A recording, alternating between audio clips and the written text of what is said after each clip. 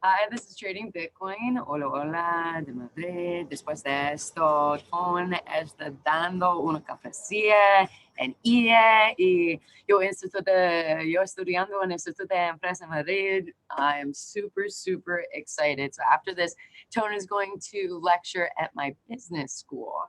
So that's very exciting. And yes, I guess the question is, are we going to moon? I don't know. So anyways, obviously I'm taking QA. How do you like Madrid? Oh, it's great. Gracias, Formosa, for the introduction. Oh boy.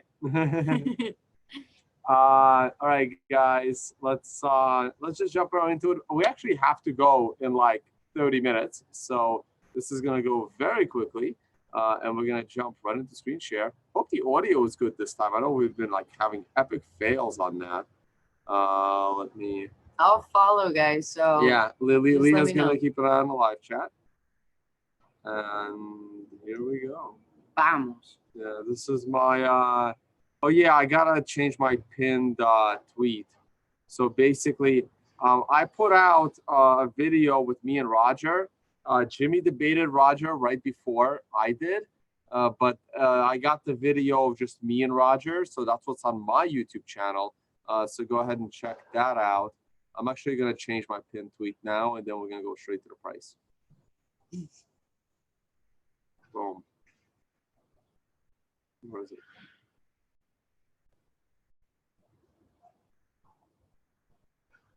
That cruise was absolutely crazy. Mm-hmm. What do you think the craziest part was? Besides you jumping on stage Oh yeah.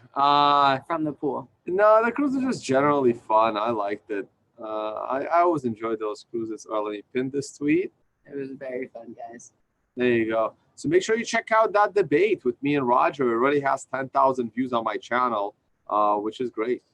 Okay, let's go to tonebase.com. Oh, big announcement about the Amsterdam workshop, guys. So unfortunately, the Amsterdam conference that was going to take place the day before my workshop on the 29th of September, this has been canceled. So because the conference got canceled and I no longer have to speak on Saturday the 29th, that means what's going to happen is, and Amsterdam was a sold out workshop, it means Amsterdam is no longer sold out, and I'm holding the workshop on Saturday and Sunday. It'll be the same exact workshop for 2 days in a row. So those that have registered for Sunday now have an option to come Saturday, and those that could not register because I sold out can now register, and they can, I guess, Saturday, unless enough Sunday people move over to Saturday. So basically, this workshop is now September 28th or 29th. So we now have a couple of days, right? So it's not just September 29th, it's Saturday or Sunday. And I think I'm limited to how many seats I can have in each. So anyway, I think you guys get the point. So check that out. And Madrid, doing a workshop here tomorrow. So tomorrow is the workshop here in Madrid. And of course, the affiliate codes, if you guys like my work and want to support my work, please check out the affiliate codes along with my Amazon recommendations on the tech that I use. Some audio fails the last couple of days, but now we're in Madrid, great Wi-Fi, everything's awesome. Okay, price. I can't see.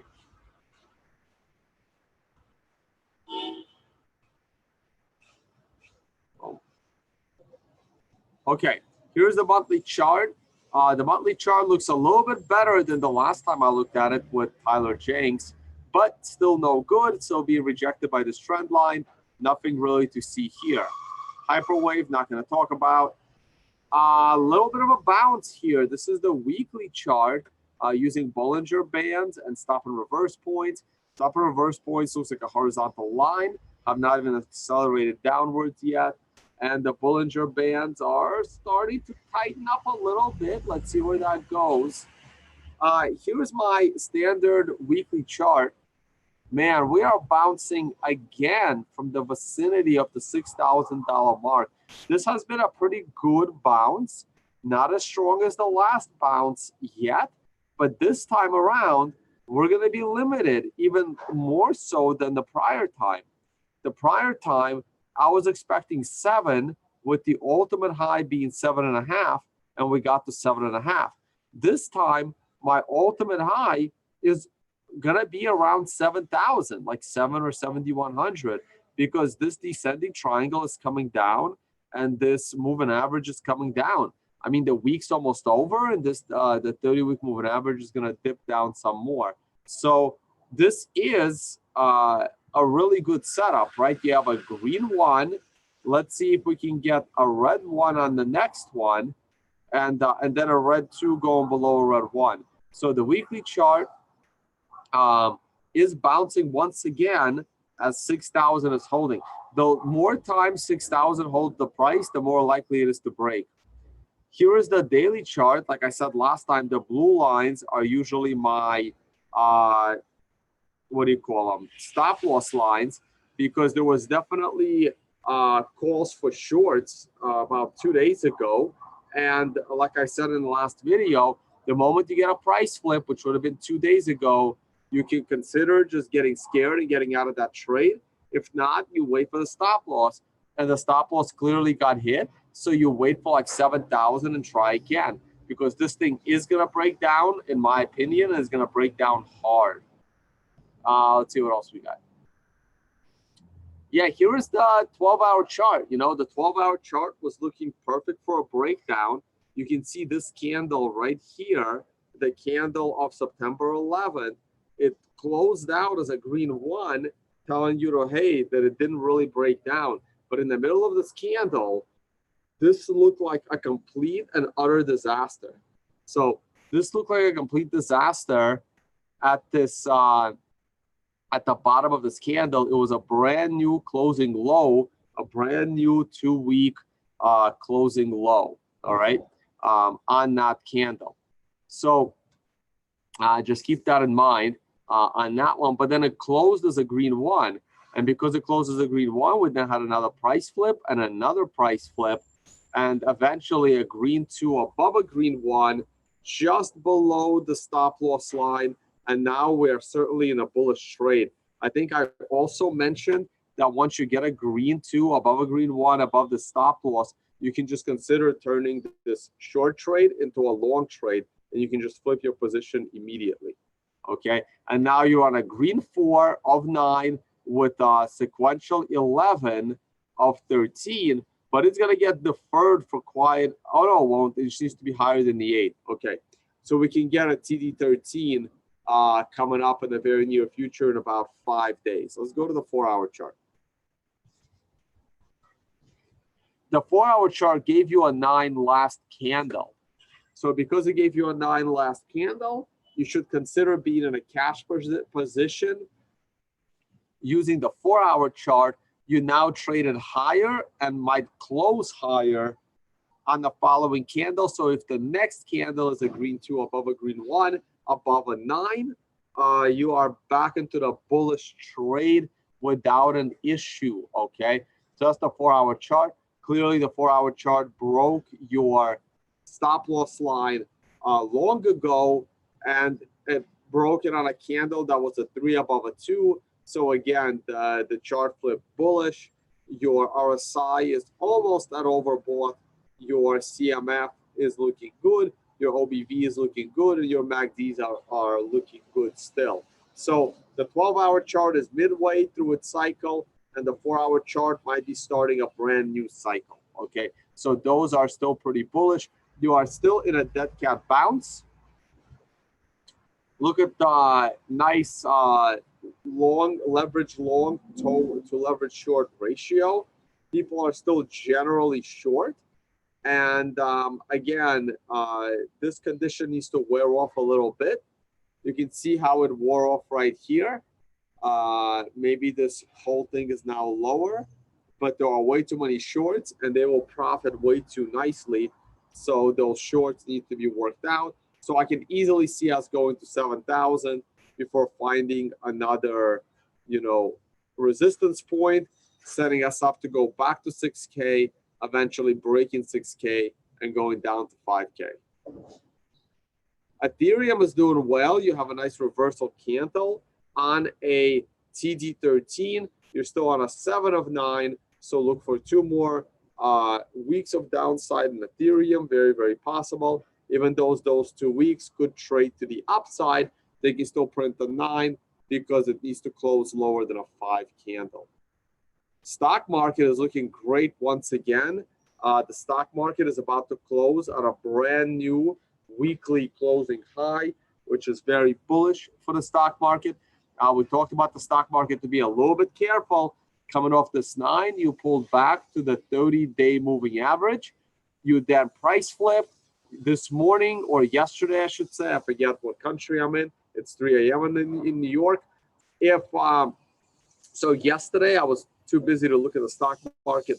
However, it clearly looks like we had a green 2 above a green 1, which is great. And on a weekly chart, we have a price flip. So next week, Monday or Tuesday, if you get a higher intra-week high and an all-new all-time high, a price flip following a 9, you never even got the price flip actually. You had a 9 candle, you took your profit, you had a 1 candle, you're not going to get a 2 above a 1, and now you are going to be all set. Oh, yeah, you might give me the cord. I forgot I was charging the phone and not the laptop. And there we go. Beautiful. So that looks great. That looks really good for, how do I get rid of this? That looks really good for the S&P 500.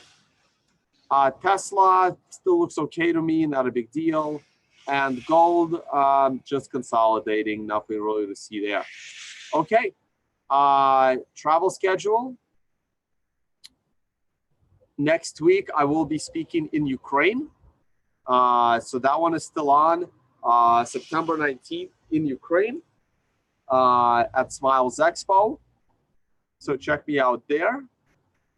After that, I am off to Riga, Latvia, where I'll be joined by some awesome speakers, including Elizabeth Stark and Adam Back and Saifuddin. So it'll be awesome. And this is the one that got canceled. So let me close that. No conference in Amsterdam. And then, of course, the Hackers Congress in Prague, where I will be joined by Leah Wald and Jimmy Song and Giacomo Zucco. And then I'm back in Ukraine. Back in Ukraine for Hackett, which is another great conference. And then a couple in Singapore in October. And somewhere in between that, I will be in Chiang Mai, Thailand to teach a workshop. Now, don't forget, there is now 2 Amsterdams, September 29th and September 30th, okay? We put them both on the schedule for you. You can register for one or the other. They are exactly the same, so you can choose. If you've been registered for September 30th, feel free to let us know that you're gonna come on September 29th so we can properly allocate seating. I think maybe 8 people switched. And yeah, so now because of the canceled conference, we can open up Amsterdam to more seats, okay? Chiang Mai, Singapore, and then a bunch in Australia. See full schedule right here. Sydney, only 4 seats left, all right? So there you go. All right, any questions, any QA? We have about 15 minutes, Leah. Someone's mentioning that it does seem like more of a lively dead cat bounce. Would you say that may be true? No, I would not. I think this is a pretty weak dead cat bounce, even though the week is looking great. See, you guys are forgetting the wicks. There was absolutely no wick this time. So here is the dead cat bounce last time, and you can see the dead cat bounce last time printed a low of 5880 and a high of 6628. So that is an $750 range. The current dead cat bounce is from a low of 6160 to a high of 6587. So that is approximately a $400 move. Now I know today is only Thursday, and lots of things can happen till Sunday, including going back down to 6,000, right? So the last dead cat bounce started as a $750 swing, and then it continued going up, with the last candle being the biggest candle from a low slash open of about 6,700 with a high slash close of 7,300, right? So that's another $600 simply on the third week in a row. So I don't think this that cat bounce is any stronger at all, right? Yet. I think it's one of the weakest ones yet, to me, it looks like. All right, you got a tip from Elias, who is brilliant, to look at Ether versus Bitcoin, as he says, potentially it's been easy to short. Well, it has been easy to short until this week, right? Like this week, if you look at Ether is giving you the strongest weekly candle in a while, actually, right? Because you haven't had a strong weekly candle since April. And the last one came off of a 9 low. And this one is coming off of a sequential 13.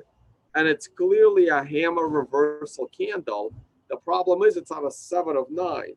So had this happened, 2 weeks from now, would have been a hell of a lot cleaner. It's also possible this was a daily 9, which is why it reversed on a weekly 7. Let's take a look if it was a daily 9. I'm just going to flip the chart to daily and then back. And no, it was a combo 13 on the daily. So it wasn't a daily 9 either. So this would have been a little hard to spot, but it is a hammer on a daily and a hammer on a weekly. Remember, candlesticks are more important than the sequential system. And right now, I wouldn't risk shorting Ethereum right now because this could easily go all the way to 0.053 area, right? The prior swing low as the trend line goes down and stuff and the moving average goes down. So I would, if I was short Ethereum versus Bitcoin, off of that daily hammer followed by a weekly hammer, I would have already been out of this trade. Probably I would have recognized this thing as Ethereum bouncing. I mean, the low on this week was, I don't have the high-low close listed. Hold on a second. I'm actually curious. Background, OHLC.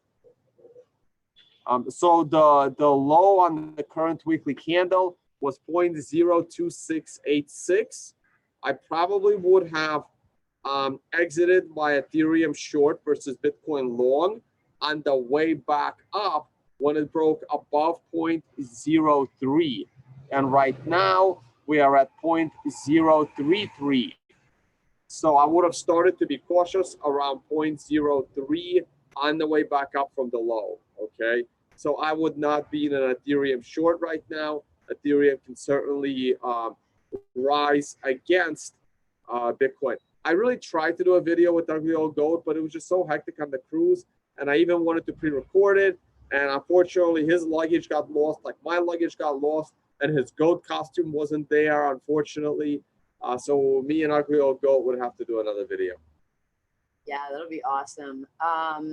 Okay, you got one more. Oh, Christian Younger is also brilliant. What chance do you see that squeezing the over-leveraged shorts will break us through the triangle to the upside?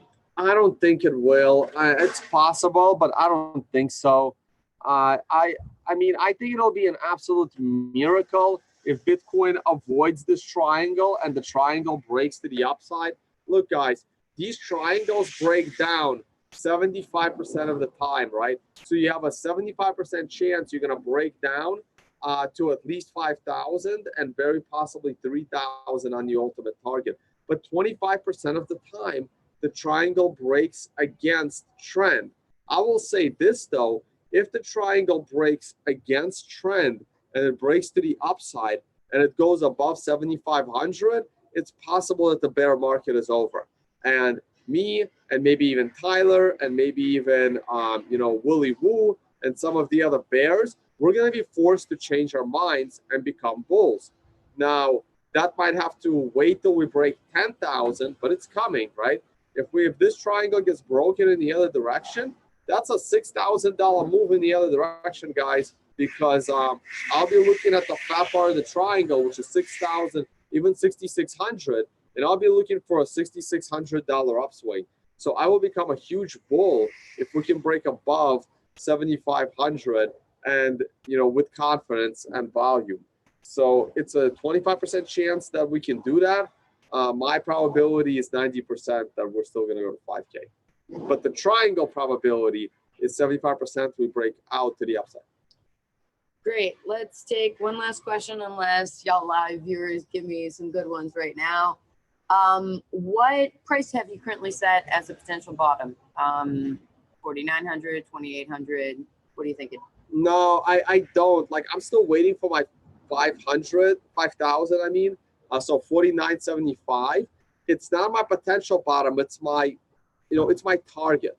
Like, once that target is hit, I can then start to breathe a lot easier, in that at that point, I can reevaluate all my probabilities and all my targets. Like, until that target is hit, I will be a bear. Once we go below 5,000, I can then start reevaluating, okay, where are my lowest possible targets? My overall lowest possible target is 1,300, but I don't like talking about it until after 5,000 is touched. So I'm still waiting for my 5,000. It depends. There is a very small probability that 5,000 will be my ultimate low, but it's unlikely. But I can't make the judgment call until we actually get to the $5,000 mark.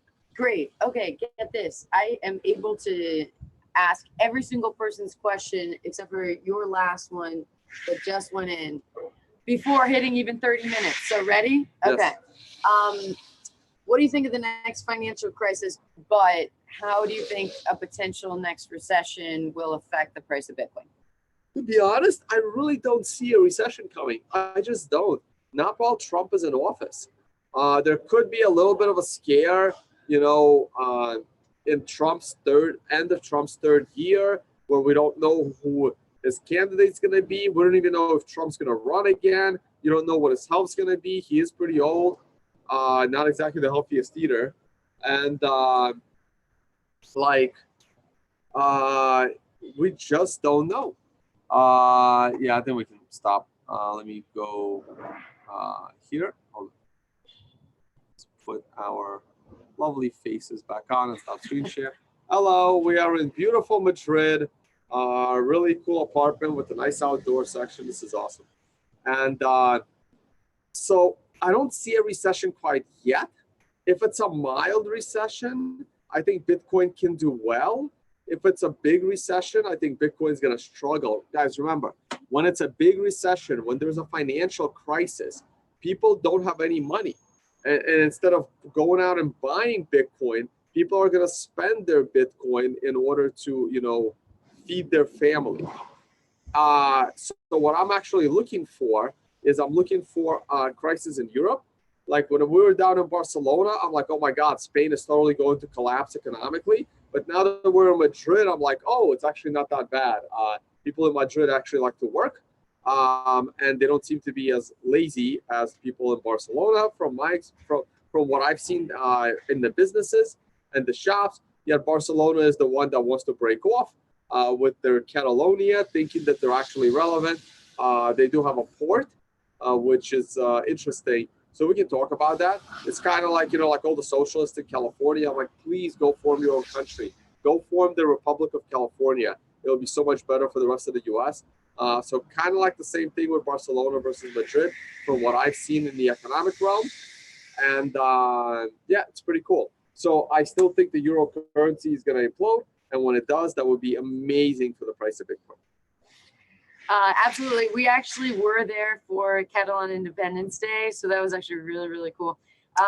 Cool. Yep, another holiday for them not to work. Oh my days. Well, I am biased. I do love Madrid. Yes, we're on other people's time zones. This is good for other. I know. Australia's like watching. Asia's watching. And potentially Europe. All right, everybody. No, definitely not Europe. It's way too early for Europe. It's only 9 a.m. This is why your currency is going to fall apart. Germany, they're fine. No, I'm kidding. I'm so mean to Europe. Oh my days. All right. Well, actually, we make it into Asian emerging markets, currency, and contagion. What do you think at one point? Yeah, we gotta get on with Tyler. We gotta talk about your wheelhouse, which is like Asian equities. Yep. It's Leah's expertise. I'm forcing them. So if anyone has any questions that you want me to ask Tone, Pryor, and Tyler, send them in, and then we can have a really, really good show. Yep.